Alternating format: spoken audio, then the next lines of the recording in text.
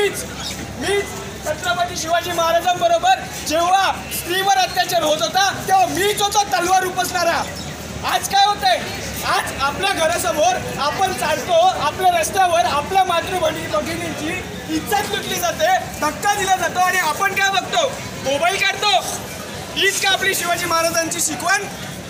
अरे कुठे आहात? शिवाजी महाराजांनी स्वराज्य स्थापन केले, लाखो मावळ्यांनी आहुती दिली आणि तुम्ही साधी एक कानाखाली नाही मारू शकत? हेच का आपलं स्वराज्य? हे माझ्या राज्यांचं स्वराज्य? अरे काय करताय? उठा, जागृत व्हा. कोणी दिसलं वाजवा त्याच्या कानशिलात.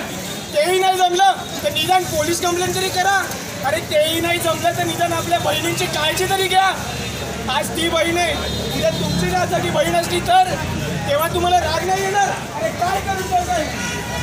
उठा, जागृत व्हा, सळसळू द्या आपलं रक्त.